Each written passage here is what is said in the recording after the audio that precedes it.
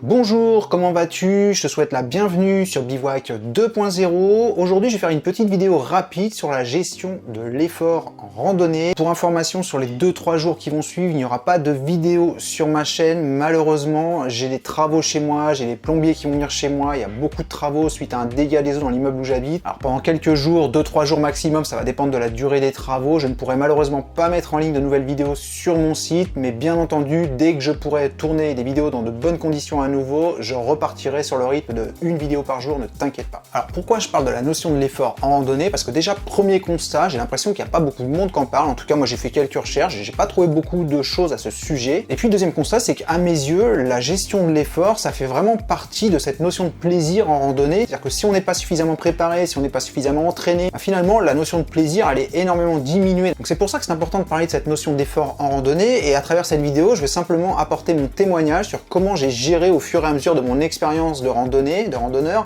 comment j'ai géré justement cette notion d'effort pour pouvoir maximiser le plaisir durant mes balades. D'abord, en ce qui me concerne, il faut revenir 10 ans en arrière à peu près. Quand j'ai démarré la randonnée il y a une dizaine d'années, j'étais pas spécialement sportif, je pratiquais pas de sport régulier, je fumais en plus à l'époque, et puis du jour au lendemain, j'ai décidé vraiment de me mettre à la randonnée, j'ai décidé de faire une randonnée sur 2-3 jours, j'avais aucune expérience, donc je me suis fait un itinéraire sur des cartes IGN, j'avais déjà acheté un petit peu de matériel, donc du matériel ultra léger, je t'avais expliqué que j'avais un poncho Tarp, j'avais un sac de couchage, le Walden 250 de chez Arclight, et je suis parti avec ça pendant 2-3 jours dans les Alpes de Haute-Provence, et je me suis régalé, mais c'est vrai que j'ai quand même encore des souvenirs assez forts, assez clairs, on va dire, sur les galères que j'ai pu avoir, parce que j'avais plus de souffle, de souffrir dans les montées, d'avoir envie que d'une chose c'était de marcher sur du plat, mais ça m'a quand même ouvert les yeux sur le fait que si j'avais envie vraiment de prendre encore plus de plaisir, de maîtriser justement cette notion de plaisir, de la maîtriser de bout en bout,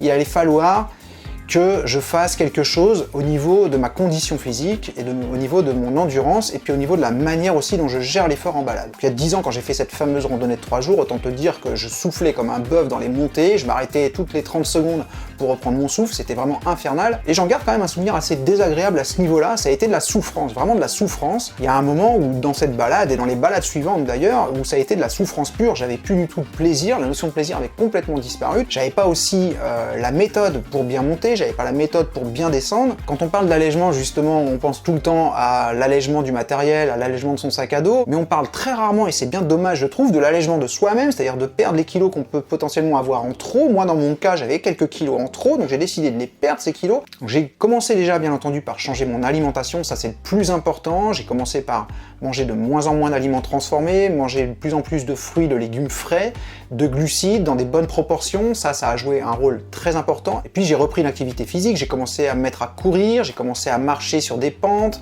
en salle de sport, puis en extérieur, et puis j'ai vu mes performances qui ont commencé à changer, j'ai vu mon poids qui a commencé à diminuer, et puis quand je partais en randonnée, j'ai vu le plaisir aussi qui commençait à augmenter. Donc j'ai commencé par faire un travail sur moi-même, en parallèle de mon matériel, j'ai commencé par faire un travail sur mon corps, ça a été à la fois un travail physique bien entendu, mais aussi un travail psychologique, c'est pas forcément évident, surtout quand on n'a pas la forme physique et qu'on démarre de zéro, là c'est compliqué. À partir du moment où on commence à voir les performances changer, les performances évoluer, ça motive, c'est un peu comme quand on arrête la cigarette, quand on commence à tenir pendant un mois, on est motivé de continuer parce qu'on s'est dit on a réussi jusque-là, donc on va continuer. Mais les premiers jours, c'est toujours le plus dur, les premières heures de sport, c'est toujours les plus compliqués parce qu'on a zéro résultat, et ça c'est un biais que tout le monde a. À partir du moment où on n'a pas la visibilité sur ce qu'on fait, sur les efforts qu'on fournit, on a beaucoup de mal à tenir. À partir du moment où on commence à voir des efforts concrètement, c'est plus facile d'avoir de la motivation. Mais la motivation, elle est compliquée à avoir sur la durée tant qu'on n'a pas vraiment un résultat visuel. Et à ce moment-là, il faut de la méthode. C'est-à-dire qu'on se crée une routine. Moi, c'est ce que j'ai fait. Je me suis créé une routine où je me suis mis dans mon agenda. Tous les matins, je me lève à telle heure. Je vais courir 20 minutes, 30 minutes. Et puis, quand j'ai couru 30 minutes pendant 6 mois, je vais courir 40 minutes, etc., etc., etc.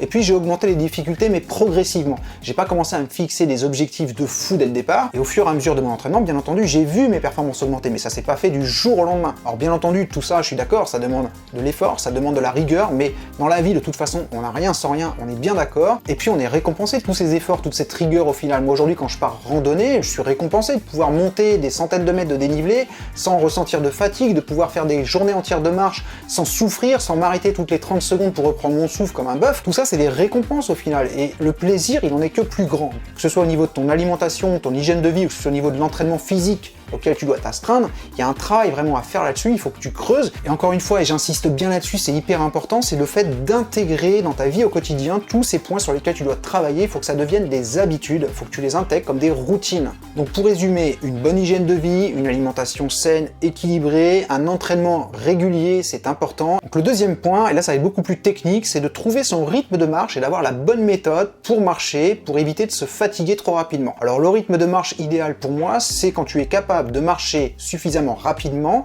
mais tout en étant en mesure de parler sans être essoufflé. Si tu randonnes avec quelqu'un, par exemple, tu dois être capable de tenir une discussion, mais sans être essoufflé. Si tu commences à être essoufflé, c'est que tu vas trop vite, donc il va falloir ralentir. Bien entendu, ton rythme de marche, il va évoluer en fonction du dénivelé, que ce soit sur du dénivelé positif ou du dénivelé négatif. Moi, je conseille toujours de faire des petits pas. En montée, ça va te permettre tout simplement de dépenser moins d'énergie parce que tu vas raccourcir l'espace entre chaque foulée. Et en descente, ça va aussi être important de faire des petits pas, de marcher plus ou moins en fonction de l'importance du dénivelé négatif sur la pointe des pieds. Ça va te permettre de moins solliciter également les articulations des chevilles, les articulations des genoux. Si tu randonnes avec des bâtons en montée, ça va t'aider justement à moins solliciter les muscles des jambes, des cuisses. Et puis en descente, les bâtons vont t'aider non seulement à garder ton équilibre, mais aussi à amortir les chocs, donc à préserver encore une fois tes articulations et tes tendons. Il y a un truc qu'il faut éviter aussi à tout prix, c'est de casser le rythme. Quand on casse le rythme, on se fatigue mais à une vitesse grand V. Un exemple, c'est le tronc d'arbre ou le gros rocher sur le sentier. Si on contourne cet objet, si on contourne ce tronc d'arbre ou ce gros rocher, on va garder notre rythme de marche, on va pas casser notre rythme, on va garder la même amplitude au niveau de nos pas, et comme ça on ne se fatiguera pas. Donc c'est beaucoup plus judicieux, je trouve, de marcher quelques mètres de plus et de contourner les obstacles qu'on peut trouver sur le sentier, comme des troncs d'arbres, des gros rochers par exemple, plutôt que de chercher à tout prix à les franchir, de chercher à tout prix à aller en ligne droite.